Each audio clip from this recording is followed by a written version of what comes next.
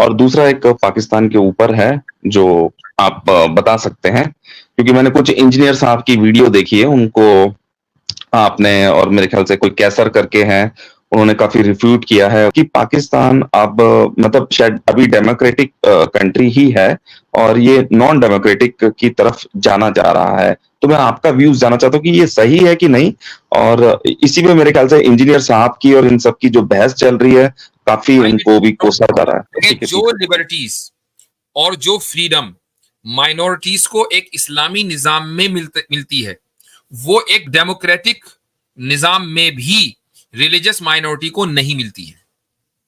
ठीक है, ये हमारा दावा है। अब इस दावे को हम कैसे साबित करते हैं, मैं आपको सिर्फ एक मिसाल दूंगा, उससे आप समझ जाएंगे। अच्छा जी, आकाश। अच्छा, अब अगर कोई इजाजत दीजिएगा, पुलाव जो है ना इंतजार कर रहे हैं मेरा, चिकन पुलाव। भाई क्या कहने हैं, क्या कहने हैं भाई, यानी ईद से पहले भी पुलाव और ईद के बाद भी पुलाव, तो बचेगा क्या? नहीं, अभी तो चिकन पुलाव है, उसके बाद इंशाल्लाह मटन भी होगा। वालेकुम सलाम। अच्छा, अगर आतिफ रैयान साहब अगर कुछ मुसलमान अहबाब आना चाहें तो उनको ले लें, चूंकि हम उनसे ही बात कर लेंगे। जी भाई, आकाश जी रखिए, हजरत भाई की स्टेज है, मुसलमान भाई है हमारे ऐड। जी बोले भाई आकाश। हेलो, हाँ नमस्कार जी मुफ्ती जी, ईद मुबारक हो। बहुत बहुत शुक्रिया आप सबको। 12 बज गए हैं इंडिया में। अच्छा, मेरे 2-3 क्वेश्चन है, छोटे छोटे हैं, अगर आप छोटे छोटा जवाब दे दे, मतलब आपने शायद कुछ स्ट्रीम भी कर रखी होगी इस पे, मुझे मिल नहीं रही है। मेरा पहला सवाल है, एक रिलीजियस है जो कुरान से आएगा, और दूसरा एक पाकिस्तान के ऊपर है जो आप बता सकते हैं, क्योंकि मैंने कुछ इंजीनियर साहब की वीडियो देखी है उनको आपने, और मेरे ख्याल से कोई कैसर करके हैं, उन्होंने काफी रिफ्यूट किया है, कुछ लड़ाई भी चल रही है। पहला क्वेश्चन तो करें जल्दी से। अच्छा ठीक है, मैं ये जानना चाहता हूँ, हमारे जो फर्स्ट प्रॉफिट हैं जो एडम हैं, तो उनका जब वो धरती पे आते हैं एडम और हवा, तो जो उनके बच्चे हैं, तो आगे जो वो लोग बड़े हैं, जो दुनिया बड़ी है, वो उन दोनों के बच्चों के बीच में ही इंटरकोर्स के साथ बड़ी है, या एक फिलोसफी ये भी कहती है कि कई एडम्स थे। मेरे को ढंग से याद नहीं आ रहा, लेकिन मैंने कहीं सुना है या पढ़ा है कि कई एडम थे। तो मैं इस चीज पे एक छोटी सी आपकी वो तरकीब चाहता हूं कि आप मुझे इस पे क्लियर करें। मैं समझता हूं कि इस पर मेरी एक वीडियो है, और मेरा जो अपना नजरिया है वो ये है कि कई एडम्स नहीं थे, आदम और हव्वा ही थे। एक पर्सनालिटी का नाम आदम, दूसरी पर्सनालिटी का नाम हव्वा, और इन्हीं की औलाद हुई, और इनकी औलाद से ही फिर ये नस्ल इंसानी चली है। ठीक है, तो फिर ये बात लोग क्यों करते हैं कि कई एडम थे, ऐसे ये किस लिए आ रही है ये बातें बाहर? अब I don't know, most likely एक अपॉलोजेटिक रवैया है एवोल्यूशनरी बायोलॉजी को स्पेस देने का। अच्छा ठीक है, चलिए ठीक है। अब मैं एक ये मेरा क्लियर हो गया, आपने बोल दिया, मैंने मान लिया, कोई दिक्कत नहीं, मैं अपना भी रिसर्च करता रहता हूँ। मुझे एक चीज सेकंड ये जाननी है, क्योंकि मैंने कुछ टॉक शोज में गया हूँ जहां पर मुझे ये पता चला है कि पाकिस्तान अब मतलब शायद अभी डेमोक्रेटिक कंट्री ही है और ये नॉन डेमोक्रेटिक की तरफ जाना जा रहा है। तो मैं आपका व्यूज जानना चाहता हूँ कि ये सही है कि नहीं, और इसी में मेरे ख्याल से इंजीनियर साहब की और इन सब की जो बहस चल रही है काफी उनको भी कोसा जा रहा है। तो टू बी ऑनेस्ट, मैं पाकिस्तान की पॉलिटिक्स से इतना ज्यादा वाकिफ नहीं, लेकिन जो बजाहिर मुझे लगता है, और मेरी मालूमात गलत भी हो सकती है, इसलिए मैं तबसरा कर रहा हूँ ये डिस्क्लेमर के साथ, कि पाकिस्तान एक जमहूरी मुल्क तो है, लेकिन वो एक इस्लामी जमहूरी मुल्क है। कैसर भाई इसको कहते हैं कि नहीं, ये एक इस्लामी जमहूरी मुल्क है, और इसका मतलब, और जमहूरियत का सिर्फ मतलब ये है कि पावर पावर में कोई बंदा कैसे आएगा, यानी उसका एक प्रोसेस है। वो प्रोसेस जो है जमहूरियत से, डेमोक्रेसी से ले लिया गया कि भैया इलेक्शन होंगे, इलेक्शन के बाद जो है बंदा प्राइम मिनिस्टर बनेगा, व्हाटएवर जो भी है, वजीर आला बनेगा, चीफ मिनिस्टर। लेकिन जो कॉन्स्टिट्यूशन है वो कुरान और सुन्नत होना चाहिए, दस्तूर इस्लामी है। ये एक मैं समझता हूं कि बजाहिर वहां निजाम है। मैं चूंकि करीब से नहीं जानता हूं, मैं वहां गया हूं, इसलिए मैं कह सकता हूं कि बजाहिर ये निजाम है। अब इस पर बताएं क्या मसला है। तो इस पे जो 2-2.5, जो अगर मैं इस्लाम से भी ले लेता हूं, तो इसमें जो 2-2.5% हिंदू हैं वहां पर जो बचे हैं, और कुछ क्रिश्चियंस हैं, और कुछ जैन बुद्धिस्ट जो भी बचे हुए हैं वहां पर, पॉपुलेशन जो है, उनके लिए कैसे ये हम इम्प्लीमेंट करेंगे अगर हम इस्लामिक वाला मेरे भाई, मसला पाकिस्तान का ये है कि वो 2-2.5-5% को तो छोड़िए, मुसलमान के लिए मसला है कि इस्लाम इम्प्लीमेंट नहीं है वहां। ठीक है, मैंने अच्छा, इसलिए बोला कि कागज में है, कागज पे लिखा हुआ है दस्तूर इस्लामी है, ठीक सड़क है। पे नहीं है, पार्लियामेंट में नहीं है, अदालत में नहीं है, पुलिस के यहाँ नहीं है, कहीं नहीं है, जो खबरें हमें मिलती रहती हैं। इसलिए हम उसको इस्लामी मुल्क कहते नहीं है, और हमारे जो पाकिस्तानी अहबाब हैं बड़ी तादाद उसको वेरीफाई करेगी। यही वजह है कि पाकिस्तान में ऐसे बहुत सारे अफराद और मूवमेंट्स हैं कि जो इस्लामी कानून को और इस्लामी निज़ाम की बात कर रहे हैं कि भाई इस्लामी निज़ाम लाओ, इस्लामी निज़ाम, इस्लाम नहीं है तभी तो इस्लामी निज़ाम के लाने की बात कर रहे हैं। तो ये वहां तो मसला इस्लाम पर चलने का मुसलमान के लिए है, कह जाए कि मसला दूसरी माइनॉरिटीज के लिए हो, लेकिन अब मसला बात ये होती है कि चलो हमने मान लिया कि एक आइडियल इस्लामी निज़ाम आ गया, ठीक है, तो अब ये 2% हिंदू हैं, 1% जैन हैं, 2% सिख हैं, अब इनका क्या होगा? जो ये बहुत अहम सवाल है, और मैं आपको, और इसका मैंने जवाब कई मरतबा भी दिया, लेकिन मैं दोबारा यहां दूंगा ताकि आपके तवज्जुह से दूसरे लोगों तक भी पहुंच जाए। ठीक है, जो लिबर्टीज और जो फ्रीडम माइनॉरिटीज को एक इस्लामी निजाम में मिलती है, वो एक डेमोक्रेटिक निजाम में भी रिलीजियस माइनॉरिटी को नहीं मिलती है।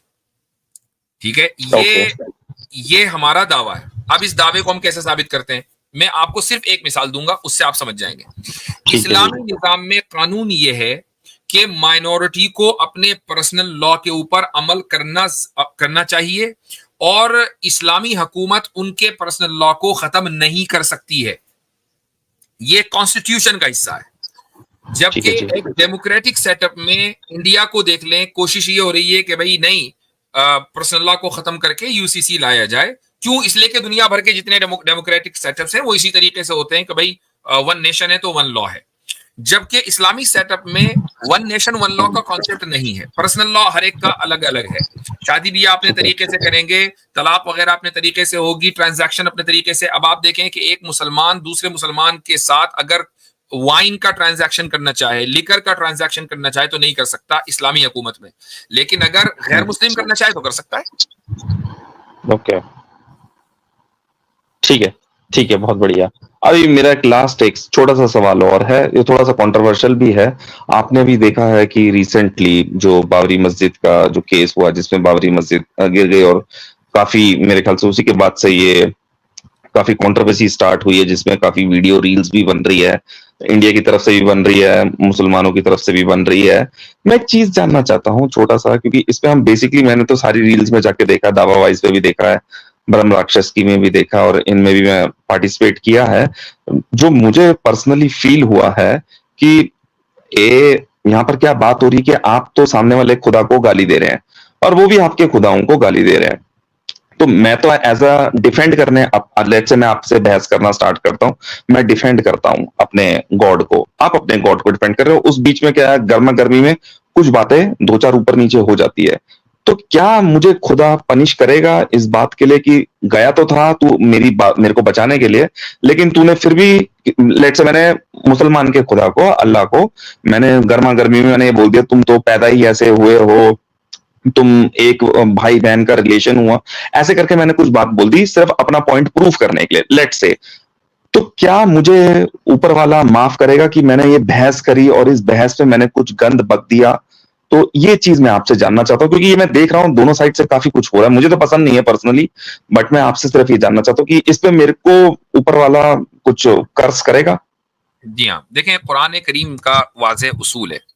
कुरान ने यह ऐलान कर दिया कि दूसरों के माबूदों को, यानी दूसरे जो उनके यहाँ इबादत की जाती है, उनको बुरा भला ना कहो, वो पलटकर तुम्हारे माबूद को ही नहीं अल्लाह को बुरा भला कहेंगे तो तुम ही सबब बनोगे।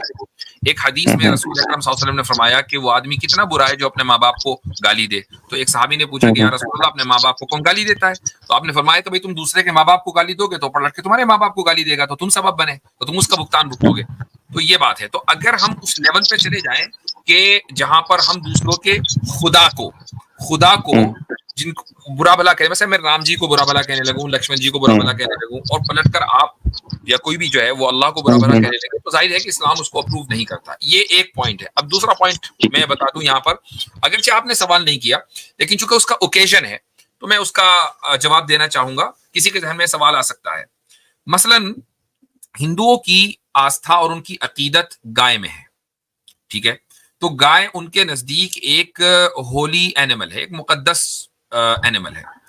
ये मुकद्दस चीज है। अच्छा, मुसलमानों के नजदीक वो मुकद्दस नहीं, मुसलमान ही क्या, ईसाइयों के नजदीक नहीं है, यहूदियों के नजदीक नहीं है, और दुनिया के अक्सर लोगों के नजदीक वो मुकद्दस नहीं है, वो एक जानवर है। जब एक जानवर है तो उसको अगर बहुत से लोग खाते हैं, बहुत से लोग नहीं खाते, तो वीगन्स जो हैं वो उसको मुकद्दस समझकर नहीं छोड़ते हैं, बल्कि वो कोई भी गोश्त की चीज नहीं खाते, तो इसलिए गाय भी नहीं खाते। लेकिन दूसरों के नजदीक अगर मान ले मैं ये कहूं कि भाई मैं बीफ खा रहा हूं या मैं बीफ खाऊंगा, और हिंदू को ये कहने लगे कि भाई आपने ब्लास्फेमी कर दी, तो इसको ब्लास्फेमी नहीं कहा जाएगा, क्योंकि हम ये कह रहे हैं कि जो खुदा है वो तुम्हारे नजदीक भी और हमारे नजदीक भी वो है जो ना नजर आता है, ना वो अब मुझसे और आपसे बराह रास्त बात करता है, ना उसका कोई आकार है, ना उसका कोई शेप है, ना उसका कोई बॉडी है।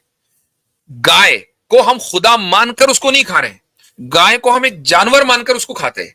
अगर कोई गाय खाता है, ठीक है, दुनिया के बहुत से मुल्कों में, इंडिया में बहुत से इलाकों में नहीं खाई जाती, बहुत से इलाकों में खाई जाती है, तो उसको ये नहीं कहा जाएगा कि यार ये ब्लास्फेमी हो गई है। तो इस फर्क को समझना जरूरी है। ठीक है। नहीं, ये मैं आपका फर्क समझ गया हूँ। इस पे मेरा कोई एक्चुअली मेरा सवाल ये था, जैसे स्ट्रीम्स में कई लोग भी आते हैं और नीचे कमेंट सेक्शन चलेगा और वो भी होता है, और फिर वो जैसे अभी आपकी मुस्लिम स्ट्रीम स्टार्ट हो जाएगी, फिर वो कुछ बातों में वो गालियां दे देते हैं, क्योंकि मैं अब एक्चुअली कोट नहीं करना चाहता हूँ, खासकर पर्टिकुलरली चैनल्स को जो मैं गया हूँ जिनमें मैंने देखा है, तो वो गालियां, तो इन गालियों को जब आप वो दे रहे हैं, या मुस्लिम्स दे रहे हैं या हिंदू दे रहे हैं, तो ये आपका, मैं ब्लास्फेमी पे नहीं बोलूंगा, मेरे को ब्लास्फेमी से कोई मतलब नहीं है, मुझे मतलब है कि ऊपर वाला मुझ पे इसका पनिशमेंट देगा मेरे को। बिल्कुल, देखें, एक चीज और मैं बता दूं आपको, मिसाल के तौर पर एक आदमी, चाहे वो दावा वाइज का आपने नाम लिया, दावा वाइज की चैनल की बात कर लें, मैं उनके चैनल मेरे ख्याल से नहीं नहीं, आप नाम मत लीजिए, मेरे मुंह से निकल गया, बट मैं किसी को किसी का भी रख लें। मसलन एक आदमी है, वो ये कहता है कि भाई देखो, एक बात सुनो, हम तो मसलन मैं राम जी को ले लेता हूँ, राम जी को हम इस बात के मानने के लिए तैयार हैं कि वो बहुत ही मॉरल इंसान थे, ठीक है जी, मर्यादा पुरुषोत्तम, जो भी आप लफ्ज उनके लिए इस्तेमाल करें, हम मानने के लिए तैयार। लेकिन भाई इन किताबों का आप क्या करो, या तो इन किताबों को आप डिसोन कर दो, कहो कि नहीं जी हमारी किताबें नहीं, हम इन किताबों को नहीं मानते। लेकिन अगर आप इन किताबों को मानते हैं तो ये किताबें आपके क्लेम से मैच नहीं करती हैं। अब आप ये कह लेंगे नहीं जी राम जी को गाली देती, ये गलत होगा।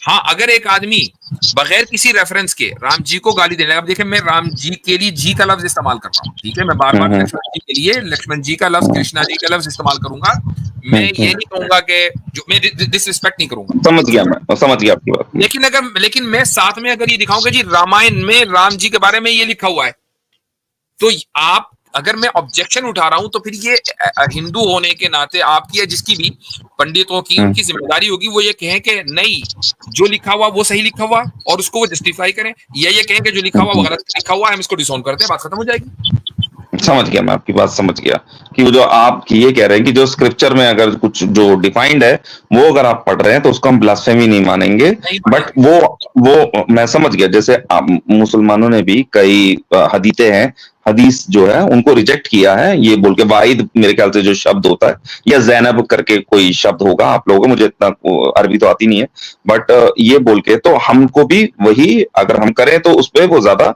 आप ये मेरे को बता रहे हैं कि कोशिश कर रहे हैं। और उसका बिल्कुल आप इसको अगर मिसाल से, आपने सही मिसाल दी है, इस तरह समझना चाहें तो कर सकते हैं, या तो आप बुक्स को डिसोन करें, कोई भी उसूल आपका हो। और ब्लास्फेमी की जो ताजा तरीन मिसाल है वो समीर की है, सिद्धार्थ। हाँ जी, मैंने देखी है उसकी। अब आप देखें कि ये जाहिर सी बात है कि किसी किताब में, कुरान में भी नहीं लिखा हुआ कि भाई तुम रामायण को जला दो, महाभारत को जला दो, गीता को जला दो, कहीं नहीं लिखा हुआ है। अब अगर उसने ये काम किया तो उसने अपने जज्बात और गुस्से में आकर ये काम किया, बिल्कुल दलील नहीं दे रहा था, ये ब्लास्फेमी है। लेकिन अगर मैं ये कहूं कि रामायण में ये बात लिखी हुई है जो एक मॉरल इंसान होता है उसके कैरेक्टर से मैच नहीं खाती, तो ये ब्लास्फेमी नहीं होगी, ये मेरा ऑब्जेक्शन होगा, आपकी जिम्मेदारी जवाब दे।